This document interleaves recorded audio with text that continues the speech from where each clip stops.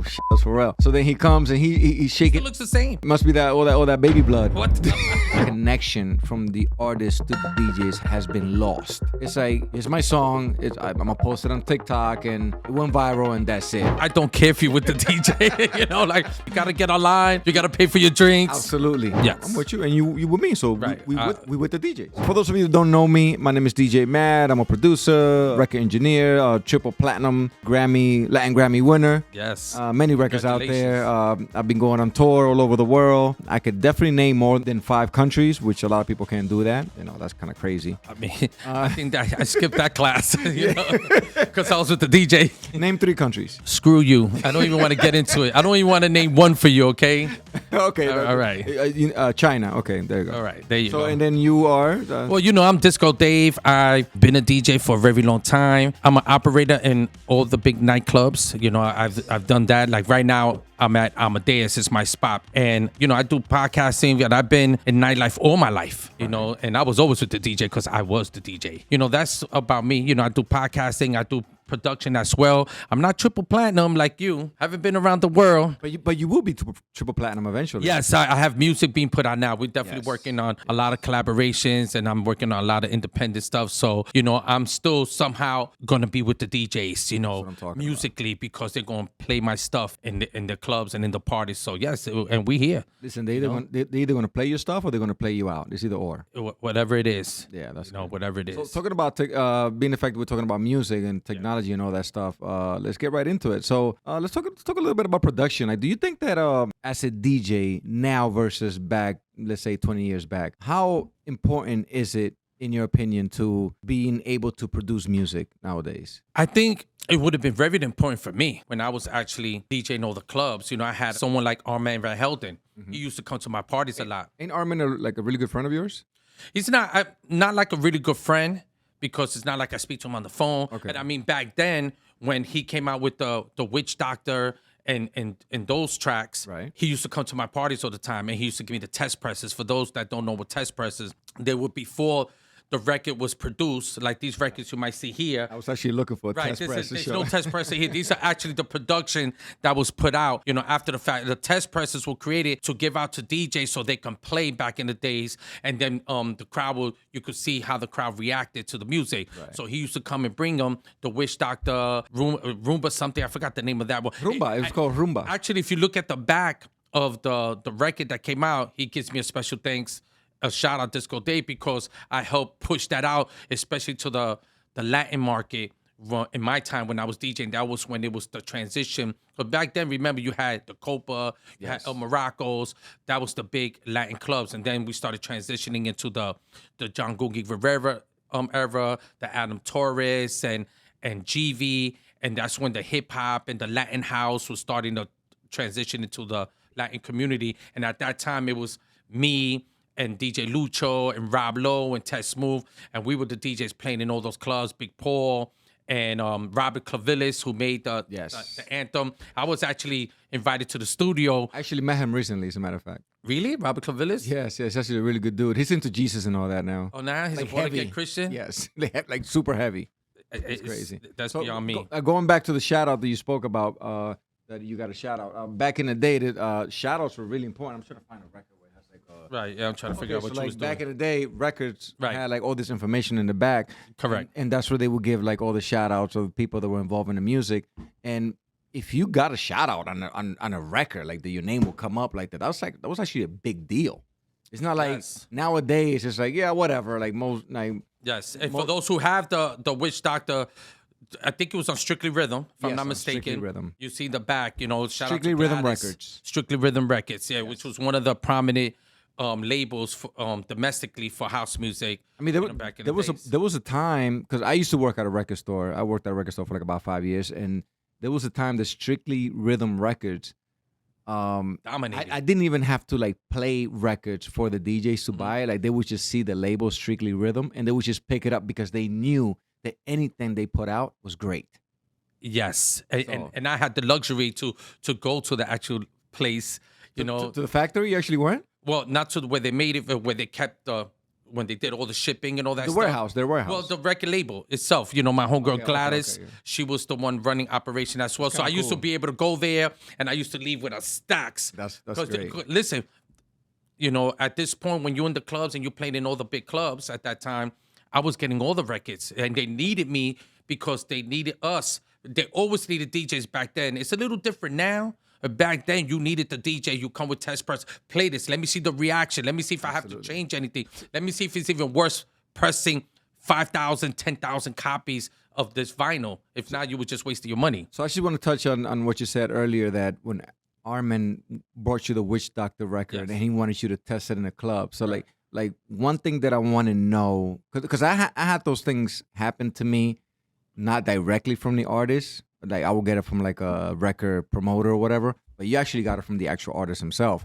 So how did it feel to you, like, to actually get the artist to bring, like, yo, can you test this for me because I want to see the reaction, and you actually getting like this promo copy that you know that nobody else is playing? Listen, it feels good. It feels good because you feel notarized. You feel like this prominent producer is coming to, he recognizes you. He knows what you're doing. To some degree, he's watching what's happening. And he said, I'm going to this venue. I see this DJ on the flyer all the time, and I'm going to go present my track to him so he could play it. And back then, you know, real DJs were record breakers. Right, You know, right, it's right. not like fast forward to the present, people just playing what's hot, you know, what the radio's playing. Back in the days, the radio to me was playing what the DJs, they knew the crowd liked because the DJ was breaking records. Right, the DJs dictated what was going to be hot next. He was the piper, Absolutely. technically, not R. Kelly style. Exactly. You know what I'm saying? He was just, He wasn't piping like that, but So my thing, even Robert Clavillis, he invited me to his studio when he was doing the anthem, the Latin anthem that he did. the Puerto Rican anthem. Puerto Rican anthem. I was in the studio and he let me hear it, and he gave me the test press, and I was one of the first Pretty amazing. person to go to the club from there and play it. You know, at that time I forgot what I was doing, or what club I was doing at this time. I think I was doing the downstairs of El Morocco's or something, and I played it, and the crowd went crazy. It was around the Puerto Rican Day Parade that year when that record came out. That's pretty amazing. Even I had the test presser of the thong song from Thong. the thong song. Remember the thong? Yo, listen, every time I think about that song, I just think of Cisco flying above girls, like flying in the air. Remember the video that he'll be flying in the beach? Like, I don't know. That's amazing. And you know, and keeping it in the consistency of like breaking records. I remember even something like that when I played that song. When I talk about the dance floor emptied out, like when I'm telling you, this record, I had a test press of it. I played it, and people just left the dance floor. I do have to admit that when I started playing that record too, people were really they wasn't messing with that record. There wasn't, and I'll tell you, it was weird. 7-8 months later, people were coming to the DJ booth Yes. like, yo, can you play that song for Cisco, the thong song? And I was like, you know what? You know, I played this like 7-8 months ago. Nobody cared. And this is what DJing was about. It was about breaking the record, Yes. introducing the crowd to things that were coming soon, and to see how musical. Like usually the house crowd, that's what I love about house music. They're very receptive to hearing new records. Right. They all ready for new records. You're supposed to play new stuff. Like that genre of music is actually based on you surprising the crowd of wow, what is this? I never heard this before. But real quick, I want to rewind a bit. I don't want to get off topic on what you're talking about. I actually got a story regarding to what you were talking about as far as Armin. I actually got the privilege of meeting Pharrell one time. Nice. That was, I think it was like in early 2000s. And that's when the Neptunes were like, they were known, but not like in your face known. Because there was a point in time where the Neptunes was like, wow, like everything. It was just like almighty. The Neptunes. Neptuned out. Exactly. So right next to Mars. And exactly. So I got invited to listen to their new project, whatever. So must have been maybe like 500 DJs. We went to some, I think the Sony building in New York. Okay. Must have been like 500 DJs there. It's a lot of DJs. There was a lot of DJs. Actually, you know, I think I'm being definitely somebody wanted to say I'm with the DJs. Yeah, you know, yeah. I think it must have been maybe like 200 DJs, and the rest was like, you know, I'm with the DJs type of dudes. Right. But anyway, Pharrell was there, and he gives everybody a bag, and the bag contains the record "Grinding" by The Eclipse. Dope record. So this record has never been played nowhere. That was like the first time they were like, "Yo, we're gonna do the big distribution in New York City," and I get this record, and I'm like, "Holy crap!" But like to me, it wasn't just the fact that I was getting a Neptune record. It was the fact that Pharrell himself was handing it to you. Like he went to Right. every table. Makes you want to play more. Yeah, so I'm like, oh my God. Like, first of all, Pharrell to me is like a musical genius. He's just like, far It's a out there. psychological effect Right. when the actual guy who made the record and the beat hands it to you, feel compelled, Yes. like, I'm going to play this. Yes, and I remember, when he passed me the record, and I'm like, oh my God, Pharrell. Like, I was being like a straight up groupie. I do have to say that. And that was when Sound like it though. No, yeah, see I in mean, your hey, face. listen, I mean, to this day, I see it in your face yeah, like you when see- a little kid got a brand new toy. you see the glittering, whatever. Yeah, I Anyway, see it. I see Pharrell, and I'm like, oh shit, that's Pharrell. So then he comes and he's It shaking. looks the same. Yeah, I know, like a 2-year-old. It's timeless. I know. It must be that all that baby blood. But anyway, What? Not the rabbit hole stuff. I know. We can go in that, but later. So he comes in and he shakes my hand. And when I'm so excited that when I went and I shake his hand, like I overextended my hand and I grabbed his like $1 million bracelet that he had on. This thing At that must time, he already had $1 million like, bracelet. This thing was like this wide, the bracelet. And when I grabbed it, like I went to shake his hand and I grabbed it like this. And I'm like, Oh, you was trying to rob him? and then like he raises his head and he looks at me. He gives me this look like, yo, my dude. And I'm like, oh shit. So then he gives me the record, and I just remember I couldn't wait until I got to the club to play this record because good record. they had the biggest sound system, and when they dropped that, doo-doom, ch-doom, doo-doom, doo-doom, doo-doom, ch-gang-gang-gang. And it started off great too. The way the Oh, clips man. came in with the So when I was playing in Jersey that night, and that night I just stopped the music, and I was like so proud. I was so proud to get on the mic and say, "Yo, I just met Pharrell, and he gave me this record." Like I made it seem like I was the only one there, and he like completely just came to see me and gave me the would song. have been kind of tacky though if you. I did mean, that. listen, back then people didn't have the It's crazy access. how people like that stuff though when they hear right, that. because they didn't have the access. Like people You now. want to shake your hand afterwards, like, oh my Yes, gosh. yes. Like nowadays, if I tell somebody, "Yo, I was hanging out with JC," be like, "Yo, yeah, but where's the post?" It's like if you don't have the photo to back it up, or like the Back post. then there was no proof. Exactly. You so have to it's just the trust me word. on this. Exactly. You know? So I just remember playing that record, and I must have played it like 7 times. And these people have never heard this record in their life. Right. But That I was the just- reaction though. Incredible. It was a dope beat. And but not only that, it was just the way that I presented the record, the energy that I gave it, the emotion, and That's important. people felt the excitement that I felt when I met Pharrell, and the way he passed me the record. And now I'm playing it for you because this just happened maybe like an hour ago. So it was like that whole energy. And I just feel that going back to what you were saying with the Armin Van Halen, I'm sorry. That's Excuse another me. DJ. Yeah, that's a big producer, DJ. Yeah. There's a whole bunch of Armin. Yeah. But it's like that connection from the artist to the DJs has been lost. It's like, here's my song. I'm gonna post it on TikTok, and it went viral, and that's it.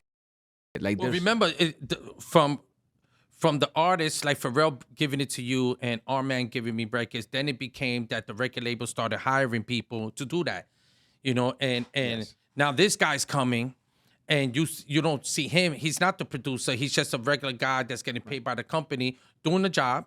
And now he's saying, "Hey, I need you guys to put this in rotation in the club," and you're not that receptive to this guy. I mean, And if you're not cool, I mean, you appreciate that you're getting new records. And if you're not really cool, I knew some pain in the ass guys that used to come to the Yes. club and harass me. And I used to be like, yo, get the fuck away from me. but there were some that were very respected. Like, Well, like there for was some- example, yes. Puerto Rico Rob. Oh, He yeah, used yeah, to do yeah. that. That's that's the homie. He was super respected back then, and he's still respected yeah, today. yeah, like when Puerto Rico Rob will come to like, if you're a DJ from the early 2000s, you know who Puerto Rico Rob. If you played in New York City, when the vinyl era, you know who Puerto Rico Rob, because if Puerto Rico Rob came to see you at the club, you were a poppin' DJ. Yes. And he will stay at the club, and he will listen to you DJ. He will analyze like, oh, this dude is this and that. So Puerto Rican Rob, you see him go from doing that, and he really elevated. I mean, he's like himself to be he's like a big boy in prominent Universal, right? I figure think- in the Atlantic. Was it Atlantic, Atlantic? yeah. Atlantic. He's like he has like a really big position in Atlantic Records right now. He's not Doing like great, man. yeah. Shout outs to the people, that actually you seen put the groundwork. You know what I'm Yes. saying? And go from the ground and elevate themselves to be prominent figures in the music industry. He's one of them. Absolutely, and I feel that because we don't have that one-on-one connection with the record execs, with the artist, and now like for you to get a record, you don't even get an email anymore. It went from being hand to So basically, to it's hand. like they're losing touch. Exactly. So it's like you as a DJ or a music lover, there is no, like, you can't touch the music anymore. You know what I mean? Like, at least you will get an email, like a mass email saying, "Hey, listen, we love you as a DJ, blah blah, whatever." We know it's a massive email, but now you don't even get that. Now we have to just figure it out, like how to find the music. So it's like, yeah, now it became, I'm just gonna get that song because I know it works, instead of I'm gonna get that song because I met the artist and he's really cool and they treat me good and I just want to support him. So I feel like there's no genuine support anymore. How do you feel about that? I mean, I agree. I agree. I think sometimes you got to go back to where it started. Everybody wants to progress and move forward. That's great. You still have to keep some elements of its exception. And one of those is having the producer come out and continue doing things like listening parties where they can invite all these people and then give the miss record it. out or the MP3, because now with technology everything's digital, and just email, it makes a big difference. It makes I you want miss to. listening parties. Listening parties were off the hook. Listen parties are great, And and it allows you to connect. I was just about to say that the with networking. the DJs, and you could network and you could build more relationships and do collaborations, and it definitely works. The DJ community, which was one of the topics that I have over here. Like, I feel that nowadays DJs have lost touch of the DJ community. Like, for example, back then, you mentioned a couple of DJs. Like, for example, the first time I ever heard a Tess Mo mixtape, Tess Mo mixtape back in the day was like, yo, Tess Mo. And for those of you that may not know Tess Mo, Tess Mo to me still has one of the dopest voices I've ever heard a DJ on the mic. Like, his voice is so energetic and so hypnotic. Is that the word maybe that I could use? Mhm. Like, he would say the dumbest things, but he made it sound so cool. Like, everybody put your hands up and put your hands up. But the way he would do it, his tonality was like, oh my God, like his voice sounds like a studio recorded record. Listen, Tess Move, man, I go so far back with Tess Move. And I remember before I was DJing in the clubs, he was already DJing before me in the sense of, doing parties. And I remember there was a Monday party that I used to go to on the Upper East Side called Quasimodo's. Okay. And it was a small place, and he was the DJ, and we would always go there, and he was just rocking, and he was just been doing it for a long time. Yes. Shout outs to Ted, and he just, and then I got the, funny how the world works. I went from listening to him, going to his parties on a Monday, to when I became a DJ in the future, he DJ with me for a long time, so I have a great relationship with Ted, and now he's like remixing and doing a lot of mashups and new production. I mean, he always have. And you hear it all over the radio. I don't even know if people know that it's saying. Well, you if you pay attention, because he'll be like Tess Move, and you hear it. Tess Mo, straight face, do you remember? Exactly. He always had that logo with the little boy looking like he's giving side eye and you type of thing, like somebody took his bowl of cereal, right in the middle of it, like that face. He had the straight face. He's been doing it for a long time. Shout out to Tess Move. Like, he's a testament to what DJs were originally meant to be. I have to say, because I was having a conversation with a friend of mine the other day about, because they sent me a video about this some DJ, and they were like, oh wow, like, yo Matt, what do you think about this DJ? He reminds me of how you DJ with the energy and whatever. So my reply to him was, everybody as a DJ, we always have somebody that we look up to and then we learn from. Thanks. It's like No? I mean, I never copy anything from you because you kind of whatever. No, I'm just joking. So why am I saying that? Because Tess Mo happened to be one of those people. The first time that I actually heard his mixtape, he actually opened up my world as far as like how to communicate with the crowd and how to turn instead of me just yelling on the mic and saying nonsense like ladies' night and whatever, why not become part of the record and say things that make sense, or like have conversations with the crowd? Right. Which is an aspect of being a good DJ. Yes, he used to do it in a not so much, like he wouldn't have too many conversations. I feel that when I DJ, I like to actually like I will find somebody in the crowd and I will have a conversation with that person, so that way everybody could be like, oh my god, like, he's actually talking to somebody. So the point of that is that I actually I looked up to Tess Mo. I think he's a pioneer in my book of the DJs that I listen to that actually molded who DJ Matt Every is. generation is gonna have a today. DJ that Yes. they. And the reason why I'm saying that, because I have to say a negative right after that. So I'm bigging him up first before I say the other thing.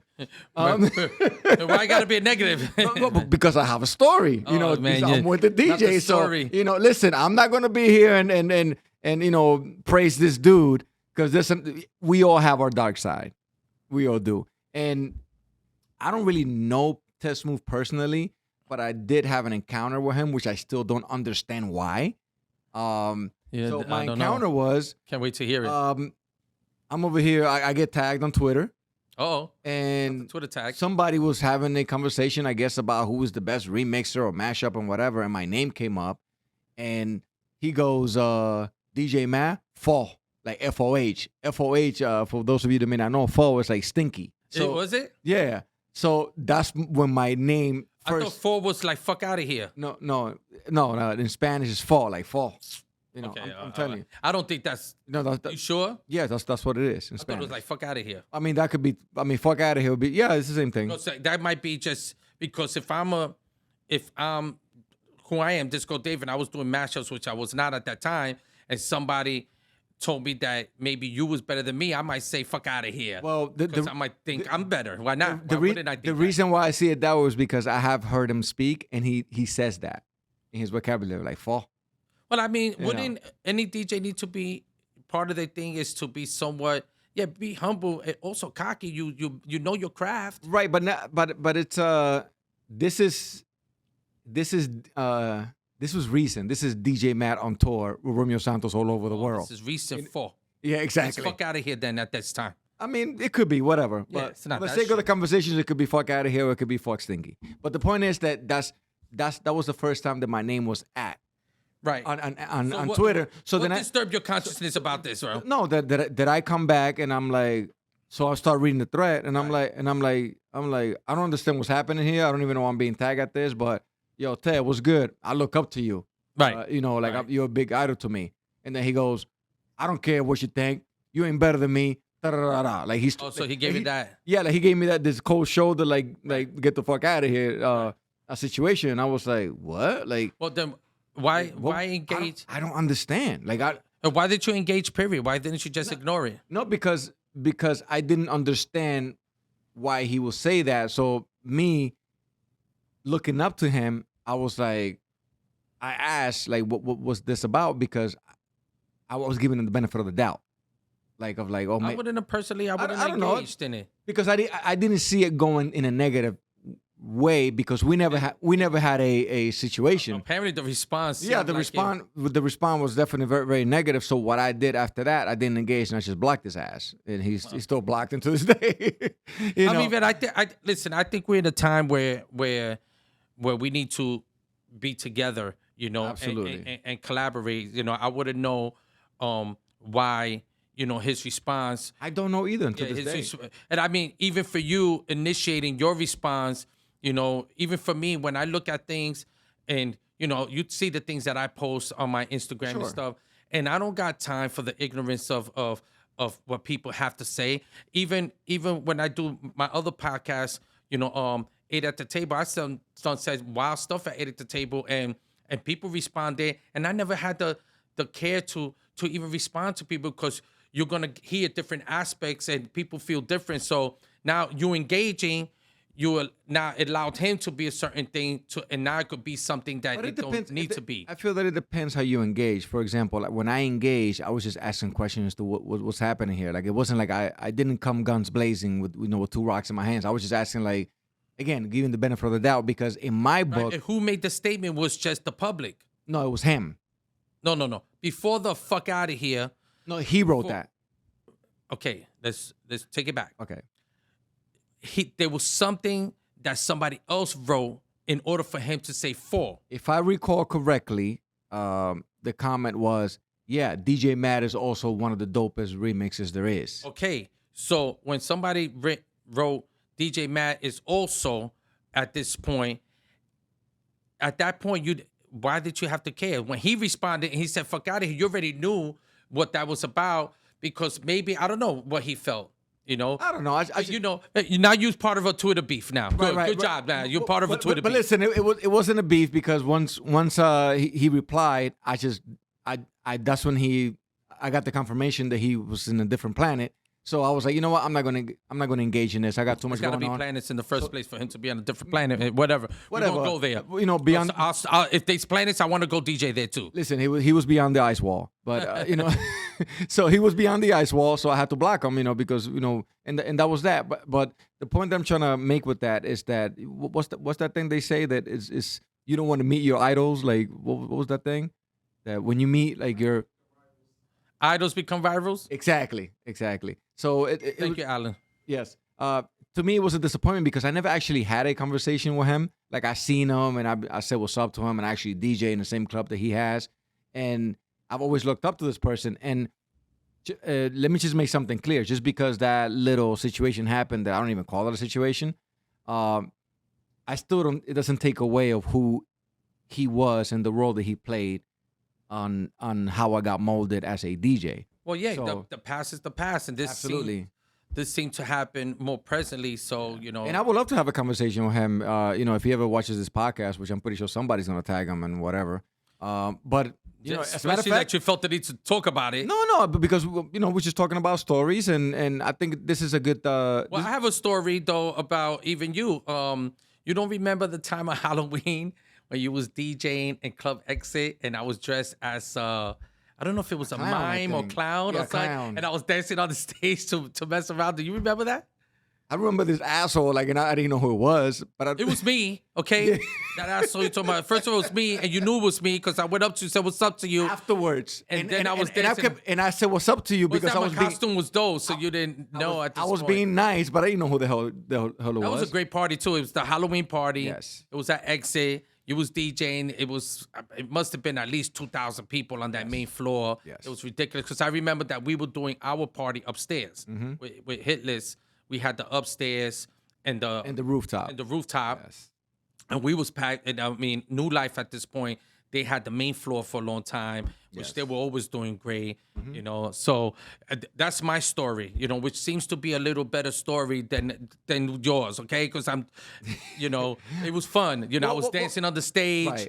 and you was DJing, and at that time we knew each other, and we didn't really know each other Right. like that. It was just more of me. Like, yo, this is a dope DJ right here. You know what I'm saying? He's rocking out. He's got this crowd. That Great he's that you're for. saying that because that goes to my actual point, which is that there's a mutual respect. Although I don't know you, didn't know me, but as a DJ in the community, and being the fact that we're talking about the DJ community, there's always like the back in the day there used to be this respect of like, okay, that guy is whatever, but as a DJ, you know, I have him right here, you know, and for me to be, you know, surrounded or be in this community, I have to understand who is who.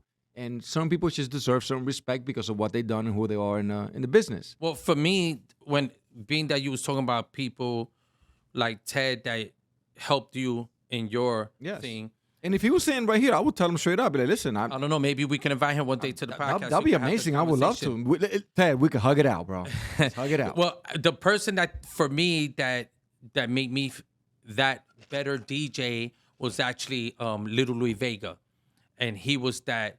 What you said Ted was for you, he was for me. Without the other story, you know, Louis was somebody that, you know, I looked up to because when I was going to the house clubs, you know, he was the DJ that was just rocking out, and he had great mixing and skills, and he knew how to.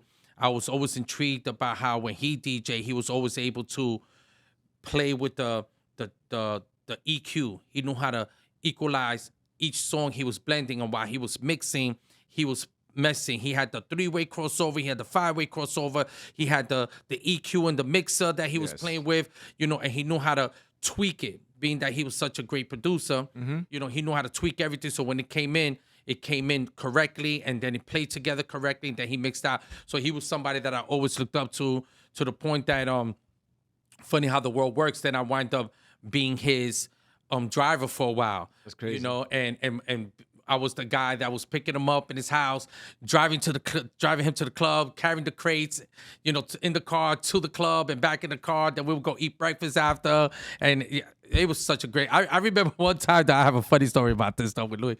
So back then I had a Puerto Rico license and I didn't have my license on me. And we drive and we get pulled over and the cops come and say, you got your license? I said, I don't have my license on me. He looked at me, he said, you don't got your license on you? He thought at this point like you were going to get arrested or something. Hold on, the cop asked you or Louis? The cop. Okay. No, but then Louis looked at me with the look like, are you serious? He's supposed to be my driver and you have a license? He's very, legit in everything he does. It's very like, focused. Right. And I just laugh. And I mean, such a great time. And the time where I was driving him was where all the great parties was happening, which was Cielo, which was Sound Factory Bar. When I was driving him, Cielo. So many good. Yeah, so great. It was just great time. Yeah, great time, man. Yeah, just slow down the liquor. No, this is wine. Actually, this is wine. There's some liquor in there. And it's not like drinking a tequila. All right. So, fun fact. Do you remember that song by Robin S. "Show Me Love"? Right. Absolutely. I mean, I think that everybody knows that song. Yes. Right. So, I just found this out recently, and I was extremely. Snapple fact. The what? A Snapple fact. Snapple? No, it's not a Snapple fact, but I think it could be a really good one. But whatever. So, "Show Me Love," the song "Show Me Love" by Robin S. was produced and released in 1990. Right. And it was a flop. Like it didn't work. Nobody liked. I personally did not know that. Nobody liked the song. Like it was like whatever. Like it didn't sell much. So the record label decided to do a remix. And in 1992, this DJ by the name of Stonebridge made a remix, right? Which is the actual song that people know nowadays. Is that the one? So the one that I know is the right. Is that his remix? That's the remix. Was it the original? That's not the original. That's not the 1990. That's not the 1990 version. How did that one sound? I'm sorry? How did that one start? Like, well, I don't know. I mean, I wasn't there, but the point. You didn't have to be there, but I mean, they didn't invite me, so I actually just learned about this. And the crazy part about all this is that the remix became, as we all know, like one of the most loved records in the world, winning multiple Grammys, if I'm not mistaken, being on number one on Billboard charts for many, many years. Right. And the funny thing about that song is that like it will go blah for like a couple of years, and then there'll be a year that it will just pop up and it'll go back to the top 100 charts on Billboards. It's like every time the new generation of people find out about this song, it becomes number one again. So this song, it's timeless. This song done made millions and millions of dollars. And the crazy part about it is that Stonebridge, the actual DJ that made the remix, he only made $1,500 to create this record. Ain't that crazy? No, I don't think that's crazy because back then, when we were talking about like Strictly Rhythm, I remember back then, DJs, producers that were making records back then, they were getting about that. It wasn't like a big payday. The most maybe I'm assuming here that maybe someone like Armand Van Helden, maybe he got 10,000, maybe 15. I don't think that those record labels back then, the house labels, they had the budget because a lot of them were independent.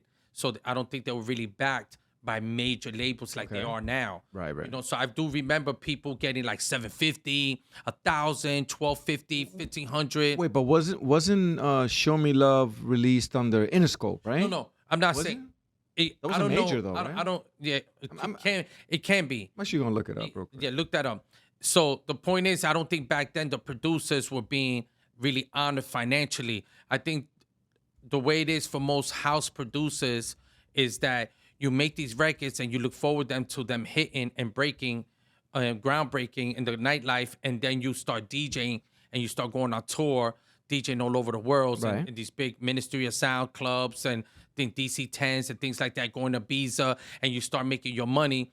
You start getting 10,000 a gig, 5,000 a gig. I mean, now it's to the point that DJs are making 100, 150, 200,000 a gig. There's nobody getting more money than a house DJ when he's playing. So, I think that's what happened. And maybe now producers, I think the only producer, if I'm not wrong, and may he rest in peace, was Eric Murillo, when he made, which another story on that, when he made, I I Like to Move It with Real to Yes. Real. That was amazing. Amazing. He made a few $1 million because at that time when he made it, it sold so much. And then Madagascar took it. Wait, but didn't Real to Real, like the actual rapper, I like to that dude. I think he charged like $500 if I'm not mistaken to I'm get in not. the studio. I'm not sure. That's the story that I I heard. think it was something around that, which was a lot though back then for Right. somebody that, especially that was an experimental record. And the only reason I say that is because once again, being that I was driving Louis around, I went here one day and he gets the call from Eric. Hey, I want you to come to the studio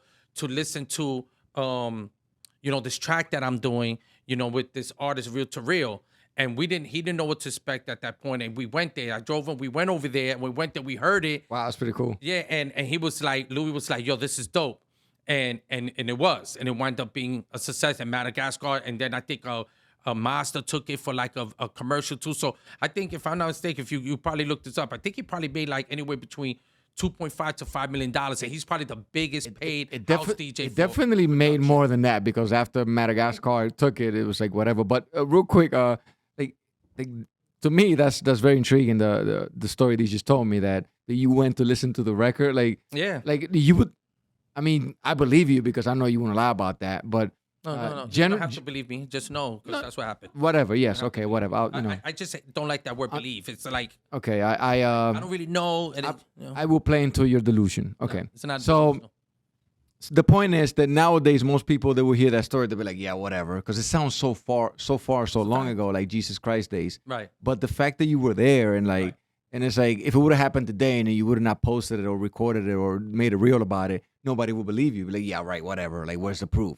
But the fact that you were actually there, it's like, wow. So it shows like of how much things have changed and how great things were before and how much interaction play a role into the music business.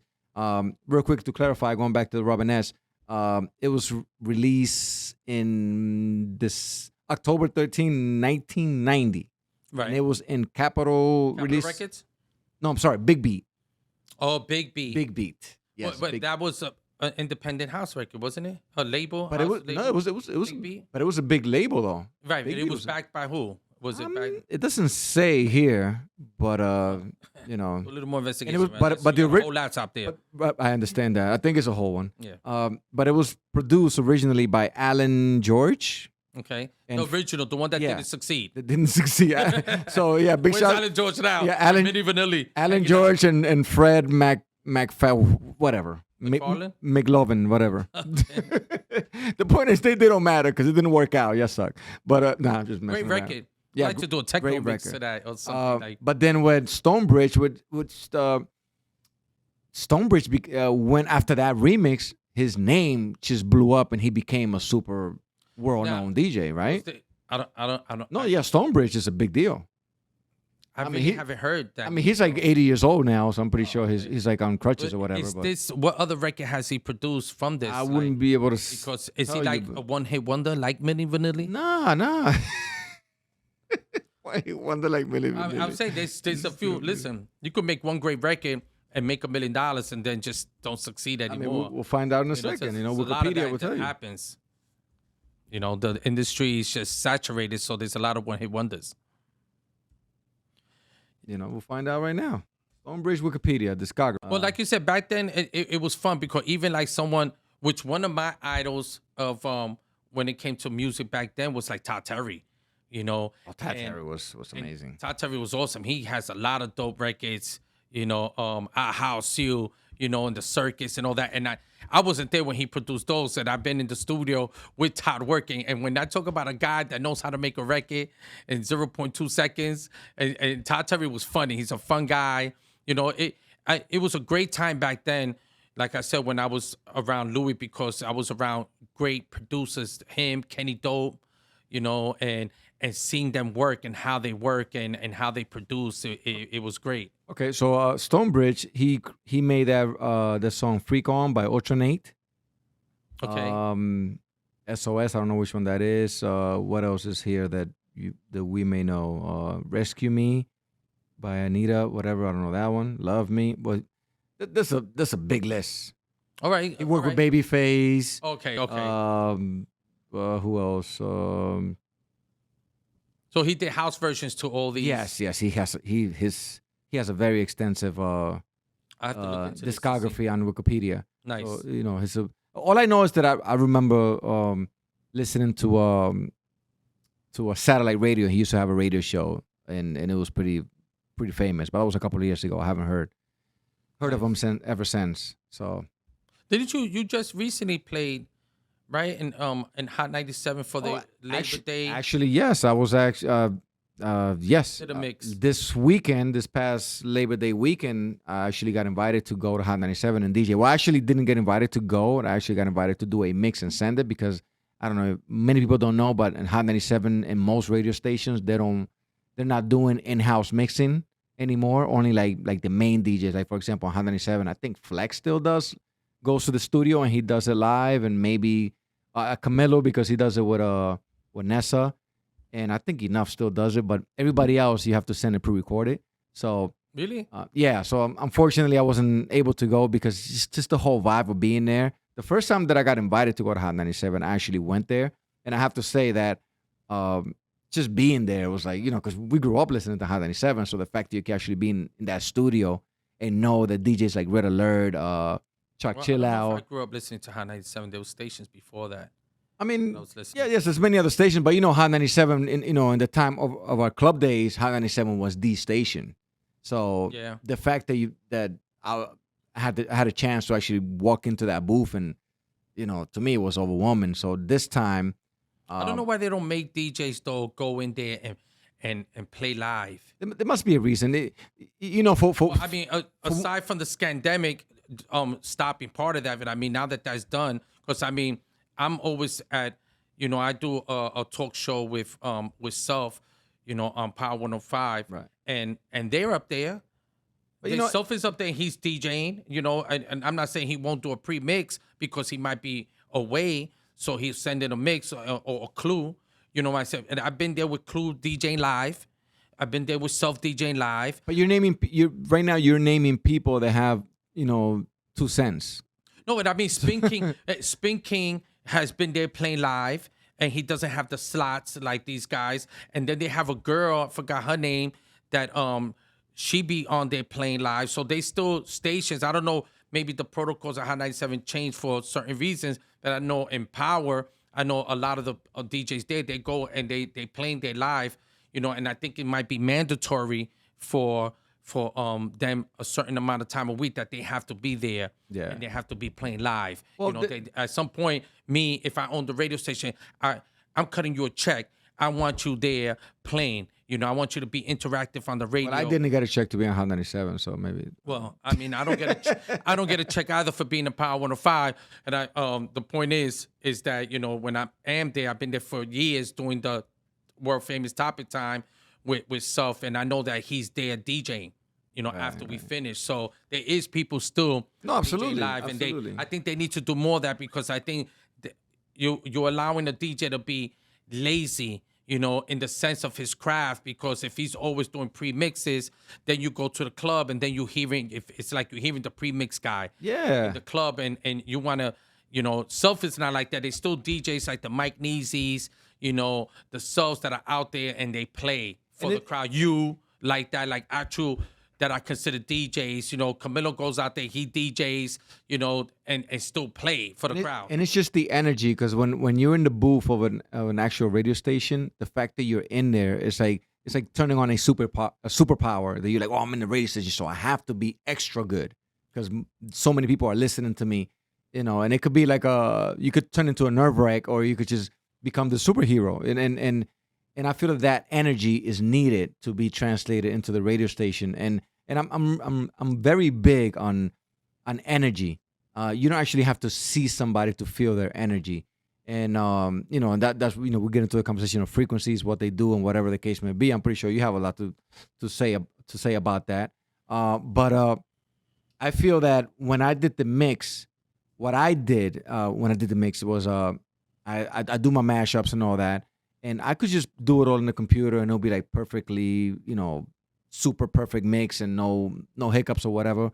Right. So what I do is I just prepare all my playlists, and I will actually go on my turntables and I will record myself live. And I seen the video. Right. And I want mistakes to be on the mix, because I feel that when I hear these mixes that are too perfect, it almost sounds like AI to me.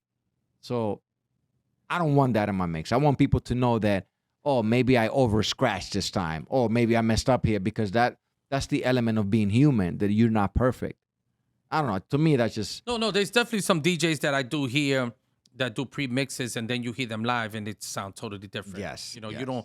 you're not up to par on those skills that your pre-mix sounded like, because you're making sure everything's aligned, you're quantizing everything, Yes. you're syncing everything. Oh, I said that wrong, so let me go and pre-record it again. Let me fix that. Correct. And this is the difference between my era when I was DJing in all the nightclubs, where I was carrying crates and I was going to the club and I was DJing. And at this point, you know, the record didn't tell you the BPM. You know, you had to know what records to play and how to mess with the pitch correctly. Right. You know, so when you was mixing, you could put things to be on the same beats per BPM. For those who don't know, it's beats per minute. You know, so you know we knew how to play. I actually honed my skill again. You know, from watching and listening to Louis of how to do that. Because in house music is where they master the pitching craft to blend the beats coming in. Hip hop is a little different, because if you don't know how to really blend and you know how to scratch, you can get away. You know, if you have a good microphone talent and know how to talk to the audience, you can get away with not knowing how to blend, not knowing how to scratch it, just Yes. throwing the right records at the right Yes, fucking time. yes, you know, yes. and if you're super nice, now you're talking while you're blending and while you're scratching. And there's very few DJs that are doing that, because it's very rare you hear a DJ out there that's actually playing an instrumental, like going back to the clips. Let's say taking that dope beat that Pharrell made from the Neptunes and then playing an R&B acapella on top of that beat. Yes. You don't really hear that a lot. I still hear like the Mike Neezy's playing that, going back to them. I hear somebody like First Choice, that's a more newer DJ. He still does that, you know. So you do that, you Yeah. know. You see that live on. I just saw recently when you. I'm actually gonna play. I'm actually gonna upload my mix on Mixcloud, because I actually did. I actually did a mashup where 112 Peaches and Cream with the "Then I Like Us" beat, and you know that "Then I Like Us" is super Ain't dope. that what I saw the video? Of Yes, that yes, you- the one that I just posted recently. So that was really cool. And that's what I need to see, and I think that's what people need in the club now, to bring it back to those nostalgic time where you was actually DJing and you was performing, so the crowd could be. Once if you bring it back to that, you might not need the Cirque du Soleil stuff that you put in around the robot that's charging you $1,000 fucking dollars for 15. Ain't that crazy? 15 minutes for him to walk around. And, you know, sometimes nothing. Sometimes I just want to run and jump on the sofa and drop kick this fucking guy, you know? And, For real? Yeah, you know, and Karate chop the nigga. It works though. You gotta have the aerialist, and you got the dancers on the stilts, and it all works because it gives that whole Vegas type of excitement. That there was a time that wasn't needed, where it was just a DJ DJing and performing, and you like this is awesome. Well, I just think that when it comes to that particular topic, is that things are not being programmed correctly. Like, for example, you come from a background where you know how to run a room, but now you're dealing with people, for example, talent like DJs, that they just there for their hour and they don't care what happens, because a lot of that going around. you know. So I feel there's a big disconnect as far as entertainment. Back in the day, and I know it makes us sound old when we say back in the day. I hate doing that, but that's what it is. Back in the day, people that ran nightlife, they understood how to program a night. They will say, let me put Disco Dave at at 2 a.m. because he knows how to do that 2 a.m. set. It wasn't that Disco Dave is more popular than DJ so and so. It's that you are better for that time. And let me put this DJ, he might be more popular, but let me put him to open, because as people coming in, maybe they're going to be more excited at the fact that, oh, that's DJ so-and-so, and they're more excited, and he's going to do his set. And most importantly, he knows how to open, and he understands that we are not doing, tonight is not about 1 hour. It's about the 7 hours that we're going to be open. So these records have to be programmed correctly so people don't get tired. And every time DJ switch up happens, every hour, you're going to hear the same 3 records. Which you do here. Yeah, and to me, that is not the DJ's. Also annoying shit. Yeah, it's not the DJ's fault. It's the promoters, the book 'em, and the people that are running the night. Well, Because to some degree, I do think it's the DJ's for because let's just say the record you said they're not like us. My man, you know that record's not that we open at 10. Don't play that shit at 10:15. You can't play that 10:15. First of all, nobody said why are you playing it? Because you only playing for you're the opening DJ, you're playing for 10 to 11, and now you want to play all the best records. This is a terrible DJ to me. You know, and to me, he could mix right. He could know how to mix. And you're terrible if you're playing the wrong records at the wrong time. And if you're opener, be the opener. Play the right music, setting the stage for the primetime DJ. So by the time he I have a question about that for you. Yeah, what's your question? So if you know that he's a terrible DJ, why are you booking him? Well, I'm not booking him. I'm not booking him at all. Well, the one that's booking him is the promoters. I'm the house. You know, so the promoters got the night, so they got to put the DJs they put. And there's different reasons why promoters book DJs now. You know, now they booking a DJ because he might bring 100 people. He might bring 50 people. So they allow him this time to say, hey, nobody else is booking you to play. And you got a few friends that like listening to you. Got this 50, 7,500 people that would like to listen to you. 7,500 people? That's a lot of people. No, 75 to 100. Okay. You're not 7,500, you know. I got it to be Like, concerts. I know, right? You know, and so, you know, I don't think all the time the reasons warrant why they do things, you know, because now we get into the realm of promoters not being the promoters they needed to be. You know, so now they put in DJs to do their be job. promoters to do their job, to alleviate the pressure on them. The same way now they put in waitresses, certain waitresses to waitress because they got a following. They'll bring 2 to 3 tables and they might suck as a waitress because while they got 2 tables that come, they're not paying attention to the other 3 tables they got because they only worry about the 2 tables that's going to extra tip them, and the other guy that bought 3 bottles, he's the herb because they don't know him and he just got 3 bottles while this guy got 10. It's a lot of anger there. No, so I'm just saying there's reasons why people doing things to just benefit them and it's not benefiting the whole to some degree. And this is what we're getting musically now. We're getting the guy that is not opening up correctly. We're getting the DJ that's coming up in the prime time and his thing is like, let me hurry up and get there. And most of the time they're late and they're getting there late. They want to play their time and they're asking for top dollar to give you the least performance. Yes. You know, and they're not showcasing their talent.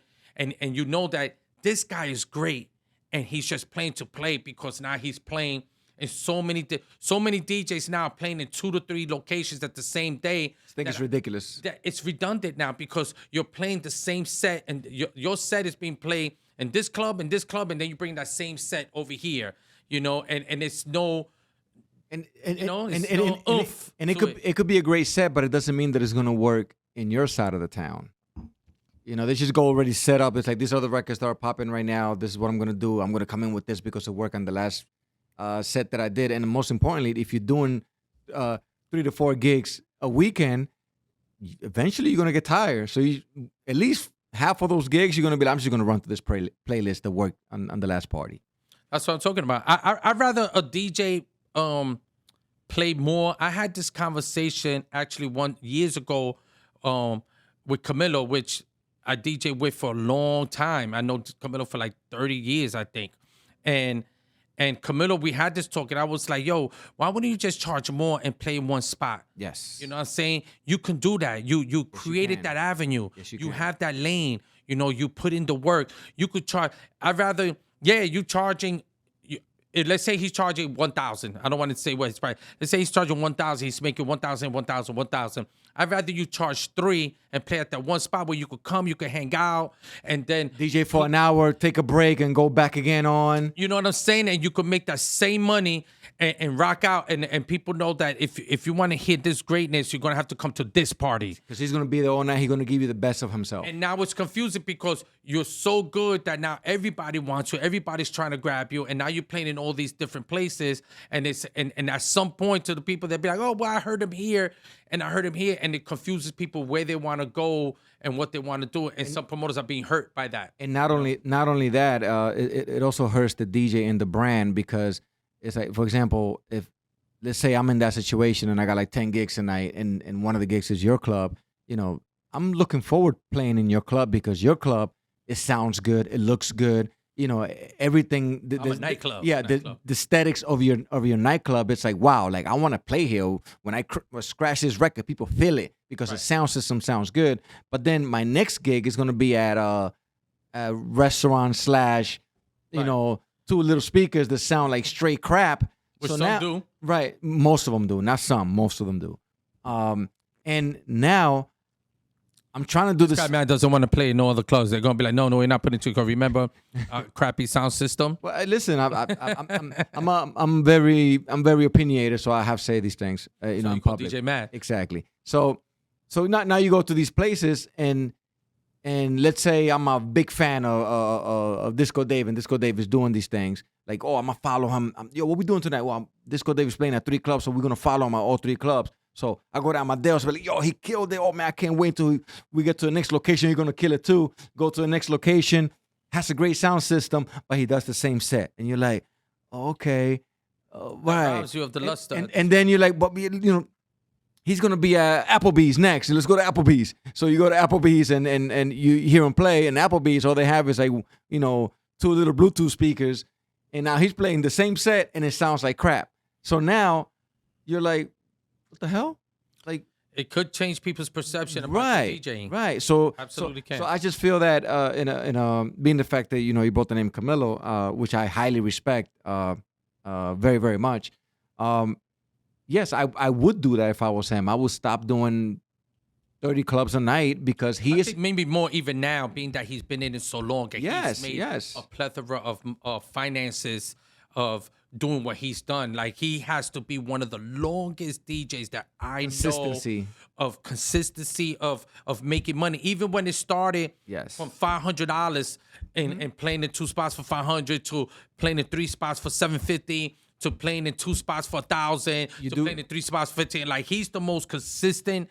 I don't think there's any DJ that's been more consistent than that. You do have to give it to him. He did his politics very well, and obviously he's. I don't even know if he even had who was his manager? Oh yeah, well, he had different managers. I think my boy Lex is managing him Lex from Hitless. He's managing him for a little while now because. But he was very influential as far as his career. You know, in the beginning. Well, if I'm not mistaken, when I was DJing back then, I think Hitless brought him in to the nightclub fold. If I'm correct. I remember, and you know, if I'm correct, what I used to see and what I used to hear, I remember the Hit List would put these amazing parties, and they started putting Camilo like up front, making it seem like it wasn't Hit List making it happen. It was Camilo making it happen, which eventually it gave that illusion that it's like, no, it's Camilo making it happen, and then every other promoter that were like, well, you know, we got to go that route because that's Camilo. It's not really Hit List, you know. Which I wish that the get Camilo one time. You know, absolutely. I should call him. Yeah. So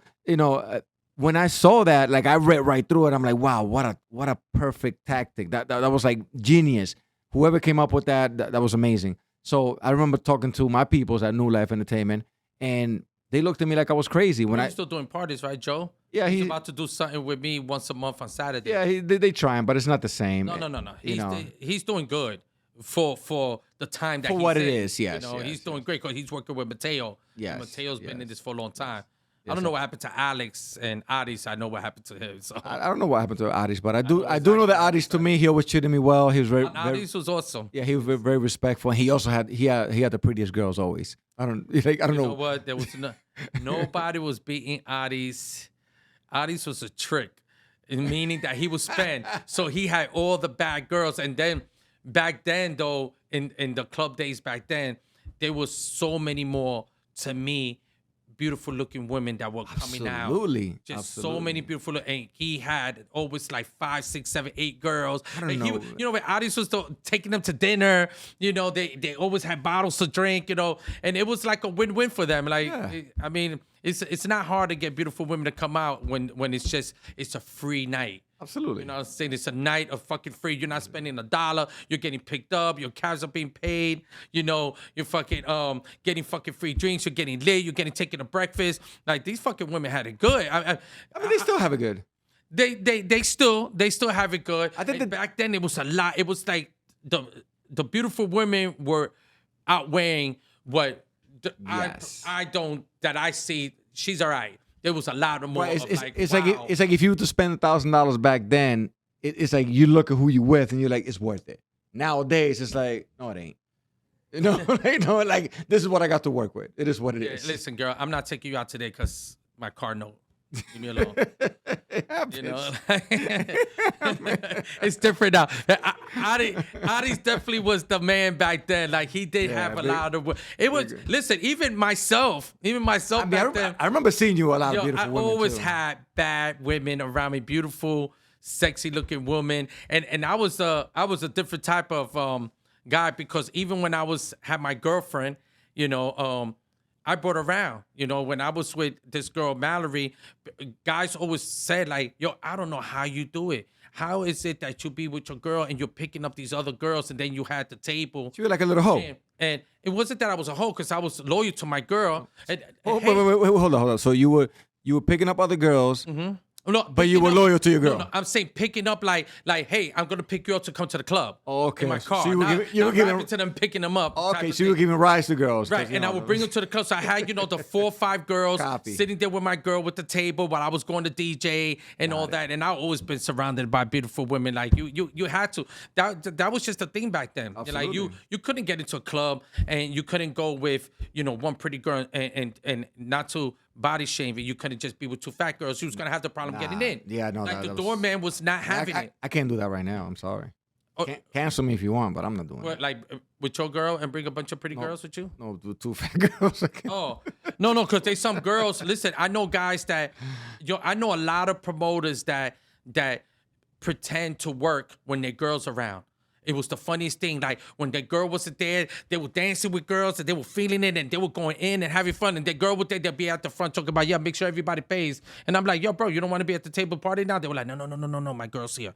I was like, oh, so now you want to act like a promoter today because your girl say you want to make sure the door's running right, Right, the now line is good, say that the DJ's on time, that the mixes are great. But when your girl's not here, you're the first one on the table with the bottle, spraying champagne on everybody. It would be the funniest thing, yo. It was a good time, though. It was a great No, time. Anyway, so we're talking about the girls and going into the club the and beautiful people girls in walling the out, club, be especially, surrounded. especially the ones that don't pay.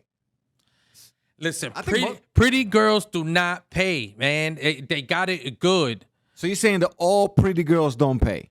Yes, a great percentage of beautiful women that go to club or do not pay because that's the element where you drive the club. You want beautiful women in there. You want all women in there. Right. And when you have beautiful women like these, I know restaurants these high-end restaurants that they even hire or they have promoters.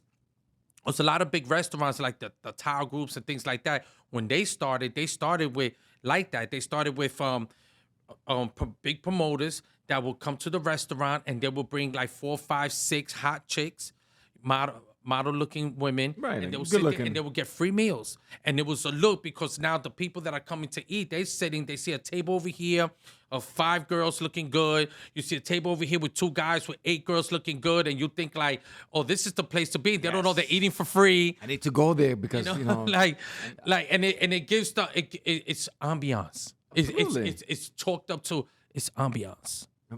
I like the way you pronounce that, like the way you say it. It's kind of like, Ambiance. it makes me want to go there, although we're not talking about a specific No, place, and but I want to listen, go we're there. not the restaurant. Listen, these restaurants are beautiful restaurants. The food is great. You gotta pronounce it with the ambiance. To catapult restaurants. it to where you want it fast. Yes. You will need those elements, that ambiance, in order so when people go there, because I know if I go there.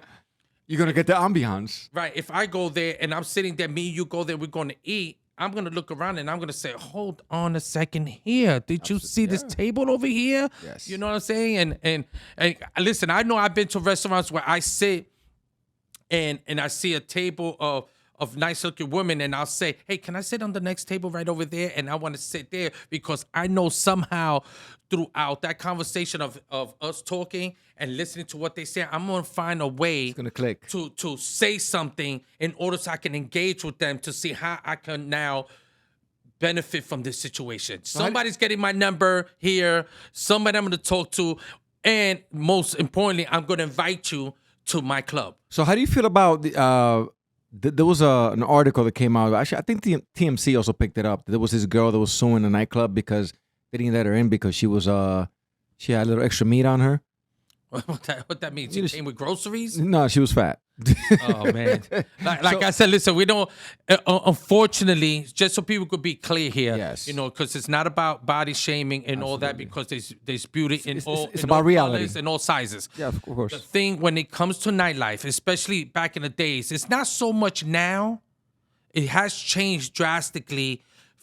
In certain locations, there's still some little night clubs here and there that you go to in the city that are a little bougie, that the fat guy's not going to be able to get in, and if he does get in, it's because he might be spending that $3,000-$4,000 on the table, Yes. and he's got money, or he's a financier, or somebody that's known. But the truth of the matter is that nobody cares if the dude is fat. All they care if they're going to spend money. The crazy thing, not even the hot girl. Exactly. As long as that guy's paying. He could have grease seeping out of his fingernails. He could have 2 cheeseburgers in his pocket and say, Right, and be like, hold on a second, boy, I'm hungry. Yeah, exactly. And she'd be like, nah, he's cool. Yeah, Like, exactly. He's funny. He carries cheeseburgers. And if you fat with no money, no, you're not going in. you're a stalker. Why you keep looking at me? Ew, creep. the cheeseburger out your Exactly. pocket. Nasty. So the thing is, So do you think that plays with women as well? no, not all the time. We're talking about. The girls going in the club with their like Well, when they got cheeseburgers in their pockets. Listen, back then, clubs were not lines. They weren't lines. They were just a crowd of people there, and you had a doorman, and the promoter or the venue itself had a prominent doorman or doorwoman or a gay man or a gay woman that was there that was actually picking. Like, you're good, you're not. Yes. And they were shady about it. I recall that. Like, super shady. Like, you could be right in front of them and not look up to par, and they would just, like, they magically blinked. Right when they had to, they were like, you.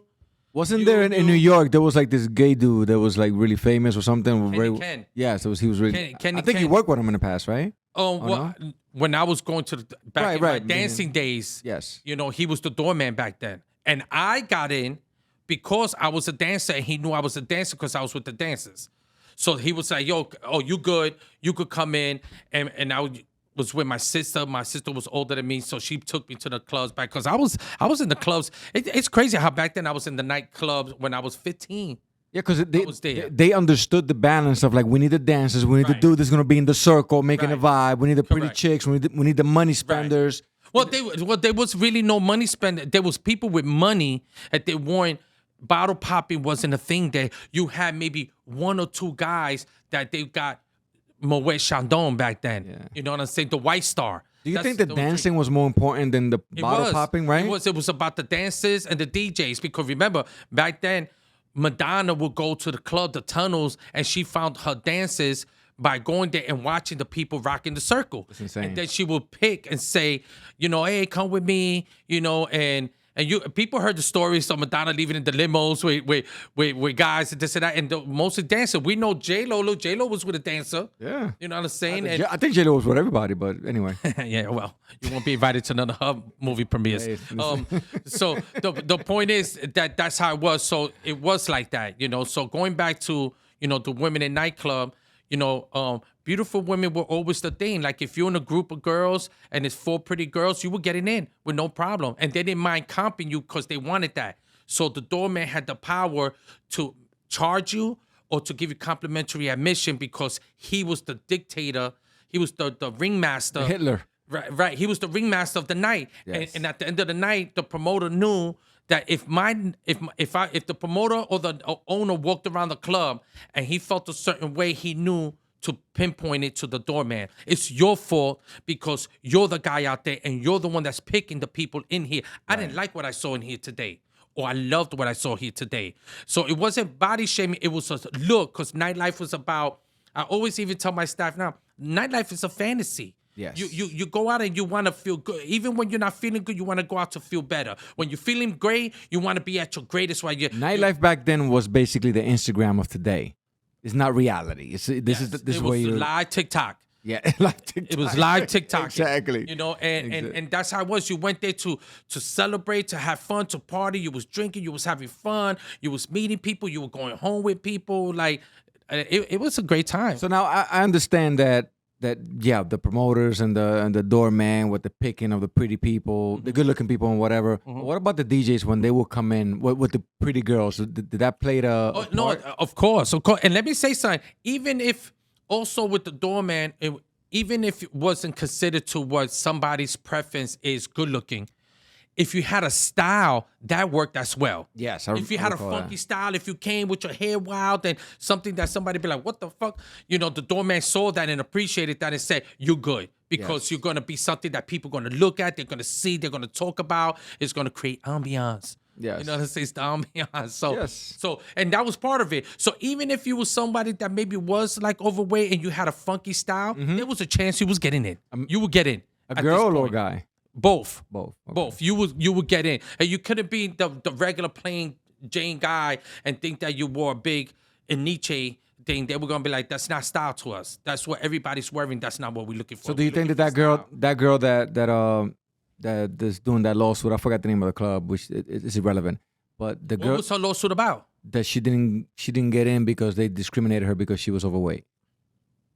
I mean, it's not saying that she doesn't have a fight there, you know, because yeah, technically, if you're open to the public, that's the public, you know, so you would let that in. If there is some clubs that they put signs saying we have the right to be selective, you know, they have the right to. So if they don't want you in there, now, if you're gonna file a lawsuit on that, then why you're not doing the work on so you don't have to feel like that? Because to me, even me right now, be personally, I could say I have more weight on me than I've ever had as I got older. You know, I was always skinny. I'm not gonna go sue a club. And what I'm gonna do is I'm gonna say, what can I do to be more healthier? Alan, can you cue in the sad music? Thanks. You know, what can I do to be more healthier? Because I could be more healthier. I don't need this extra weight because I know it's not positive for me. You know what I'm saying? So there's a chance that I might go tomorrow to some upscale club and they might look at me and say, you can't get in. Talking about that topic in particular, we just had a sad loss in my opinion. It was a very sad loss because not only was he a person that I knew, I can't say he was like a really phenomenal friend of mine, but the interactions that I did have with him was a very Who's pleasant this? and good one. Fat Man Scoop, rest in peace. Oh, yes, He passed away absolutely. this past weekend. For the DJ community, I think I can speak for majority of us. He was a very influential individual. If you're a DJ and you didn't play Fat Man Scoop's Everybody records, plays Fat Man Scoop. you're not a DJ. It doesn't matter what genre of music. I don't care. One party. I don't care. Caucasian party, a Habibi, black party, Latin party. I what- played Fat Man Scoop. Yes, his voice was so iconic, and that record "Be Faithful." It was just a record that even to today it's like, oh, the party's suffering a little bit. Let me just throw some Fat Man Scoop just to create this vibe. And It will always bring the party Yes. from here to here. yeah, so to me, I think it's a huge loss. Like I felt it. I can't say that I felt it like in my heart in the sense of like, you know, because I'm not family, and again, most importantly, condolences to his family.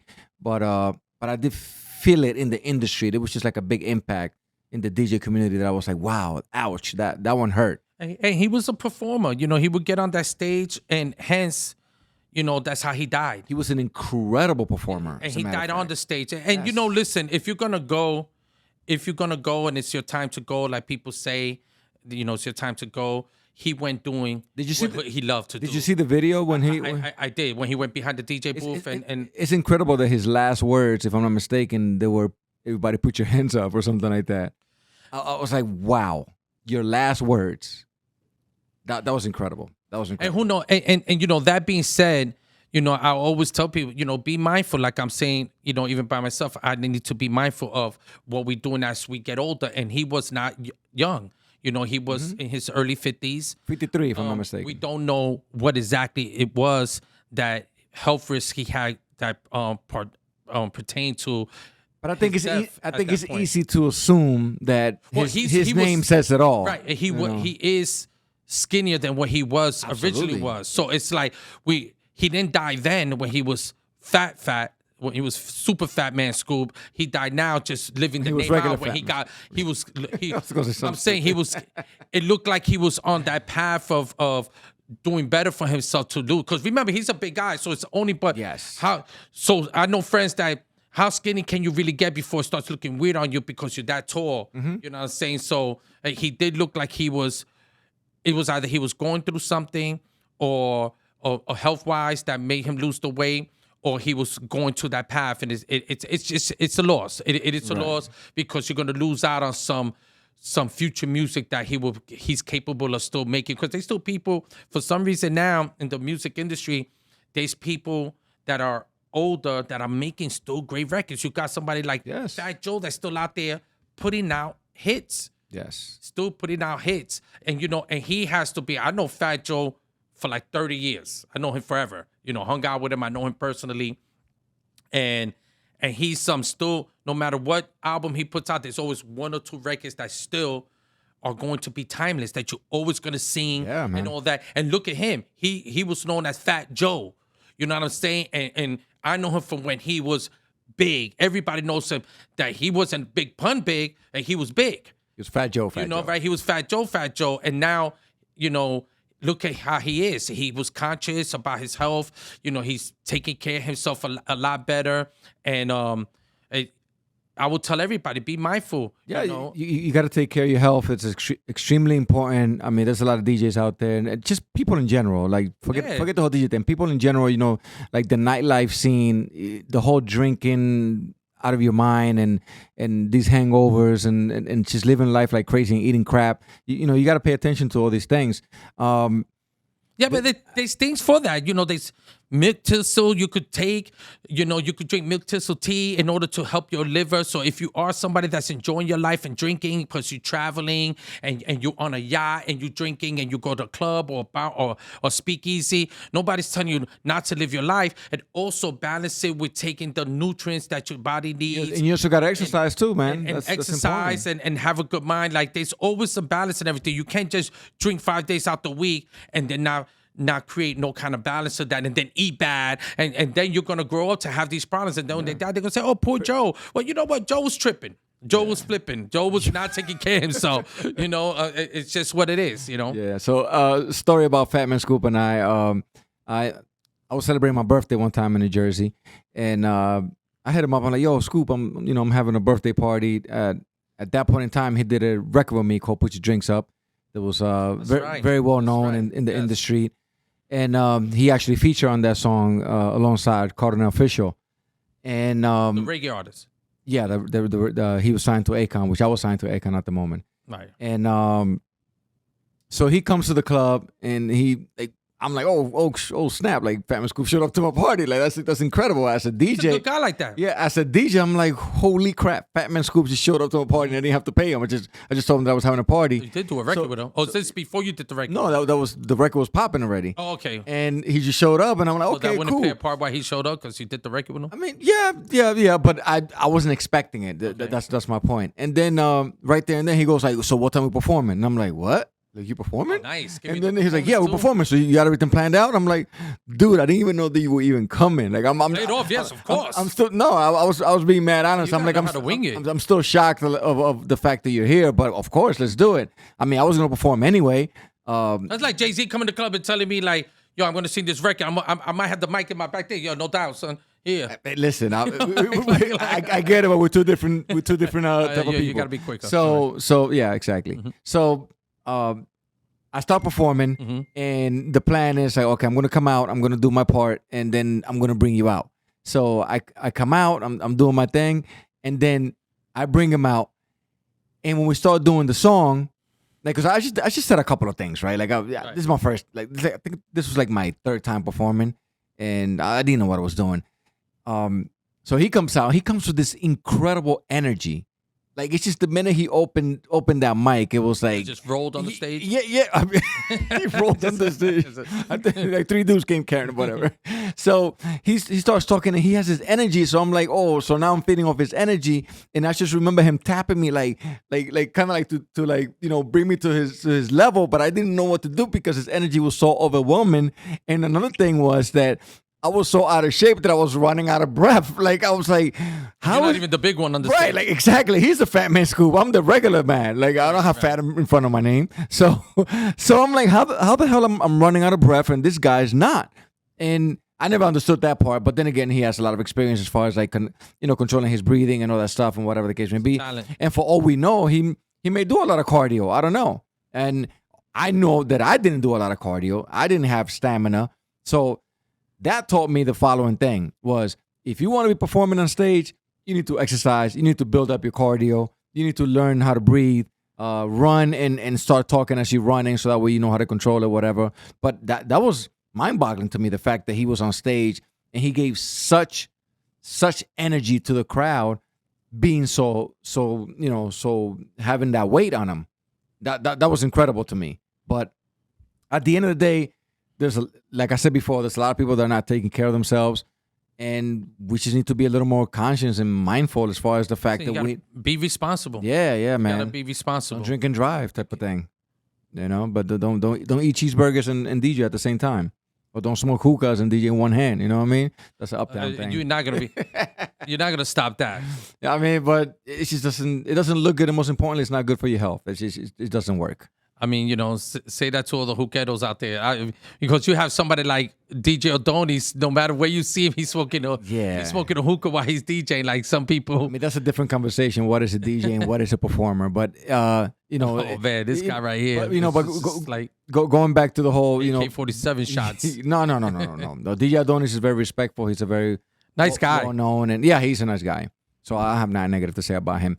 But going back to the whole being mindful as far as what you eat and how you go about things, that also plays a part into the whole touring business. I was having a conversation earlier. It could be stressful. Yes, and a lot of people they don't know that touring takes a toll on you. Like it's very very difficult. Like for example, last year, which it was with 2023. Mm-hmm. If I'm not mistaken, I think we did close to 40 shows in 60 days. We were doing tour buses, and it sounds like a lot of fun, which it is, but you really have to prepare yourself to do this because it takes a lot from you. Not only mentally but physically. Doing a show back to back, like for example, like the most shows that we do when we were on tour last year with Romeo Santos, we would do 7 shows back to back. I'm talking about like in different states, 7 shows. Like you do the show, take a shower at the venue, go to the bus, sleep, and when you wake up, you were in the underground parking lot of the next arena. So it was like a deja vu. That's the first thing. Sometimes it's kind of difficult for you to go do a set because you feel like you're DJing at the same place all over again, and it's like, do I do the same set? Is this the same people? It looks the same. Like everything is the same, and you're like, what the hell? Like, do I even need to change my clothes? Are you delirious at this point? Huh? Are you delirious at this point? No. It becomes that. So I think that maybe they need to bring a nutritionist on these tours. Yes. And all artists should have a nutritionist, and even for the band. For example, there's a friend of mine that he's the drum player, the drummer. I'm sorry, and he actually played for Lady Gaga, something like that. Katy Perry. Okay. And at the 360 tour that she did, that it was like that she did a. Is that the one when she was like a robot? No. The 360 was that she did a tour for a whole year every day. There was no days off. Crazy. So the way they did it, that robot thing might be something to it then. Right. So who does every day for 365 but the thing, days? but here's the great part about it. He was telling me that on tour they had a masseuse for everyone. They had a nutritionist. Yeah. The food was grade A. Right. The hotels were grade A. Okay. There was never That's what I'm talking about, Katy Perry. That's what happens when you kiss a girl and you like it. Exactly. That was a good one. So women they into all that intricate stuff. It's the men that be a little off, and the women they'll make sure like, hey, let me get the masseuse. I mean, they're taking advantage of somebody's money. You see, this is what it is. They just always trying to get somebody. It's probably some man that had to put up all the money for this. Yeah, absolutely. And they were like, no, we want the masseuse, we want the nutritionist, we want the manicurist, we want the pedicurist. But the thing is that you may think like, okay, no, but you on tour, do you really need all of that or whatever? Yes. Like you do need all of that. And it seems like Katy Perry's team got it. You know, but there's a big difference. They were doing what's the they were doing a 360 days. 360 whatever Granted, days versus just- us that we would do seven shows and then we'll have like 3 days off and so You know on. what I'm And saying? so The on. big artists, Chris Browns, let's say let's say the Drakes, the Chris Browns, the Katy Perrys. I don't know about them because I'm not, I don't know how they're doing it. You will have to hear what I'm saying. The Lana Del Rey's, the Jay-Z's, the Beyonce, then somebody like Romeo's not a small fish. He's a big fish. He's a shark. Right. He's a whale. Yeah, he's a whale for Right. sure. Jay-Z's a whale. Katy Perry's a whale. And these are people that, and I'm assuming here that once they finish their tour, even if the tour is like 2, 3, 4 months, they making millions and millions of dollars. They are. But if that's the way they want to run their business, at the end of the day, it's your choice whether you want to accept those terms or not. That is true too. It's up to you. Because even for me, being an operator, the owners that I deal with, they own multiple things. When I go to their restaurant, they make sure like Dave's here, make sure he's good. His money's no good here. You know what I'm saying? He's with us. You know what I'm saying? He runs my operation. You know what I'm saying? He makes sure my stuff is good. He brings money to the table. He's golden. So when I go to Julan's, I don't pay, not because I don't have the money. They pay me well enough to treat people. They treat me like, no. It's like going on tour. That's what I'm saying. It's like I'm on tour with them. So everything that they have, he owns a distribution company. If I need some hair products and I call him and I say, hey, I know you got this, and this. He's like, okay, don't worry about it. I'm going to send it to you. He's not telling me, yeah, that's $29.99. No, he's giving me whatever it is I need because I'm the team. You know what I'm saying? Yes. And that's what I mean. Like, that's taking care, and you look forward that everybody's doing this. In a perfect world, yes, that's the way we would love it to be, but this is why we talk about this shit. So those people that hear us and see what we're talking about, that get on top of it. Stop being, it's just like, I guess it's even in the record business of why some artists are looking for ways like the Tory Lanez that now he decided to make his album an NFT. Because it becomes a point now that it's like, all right, I'm doing all the work, I'm getting the music done, I'm singing it, I'm doing this and that, and then the record label wants to take 95%. I'm just making numbers up. They want to take 95% of it. Maybe you'll get more out of the artist if you do. Even if you took 60 and gave him 40, maybe he'll feel better. But there's another side of things. Yeah, tell me the other side, the thing that I might not know. Yes, let's talk about Ice Spice. Ice Spice, Nicki Minaj was trying to sign her, Okay. but she was trying to take 100% of her music catalog. Nicki was trying to take 100%. Right, but Okay. she was. But here's the pro on it. Right. She was gonna be the first artist that Nicki will sign. That's one thing. Right. Second of all, she was, if I'm not mistaken, she was gonna write, produce, and do everything. All she was gonna do, she was just gonna be the artist, rapping. Nicki was going to do everything. And She was Ice gonna Spice do was everything. just going to be the puppet. And Nicki was gonna grab her whole clan, which if you know, Barbies, all the Barbies? yeah, if you know the industry, Nicki has like it's like Strong following. yeah, her following is like a crazy. cult. It's Right. crazy. So by default, they were gonna follow Ice Spice or whatever.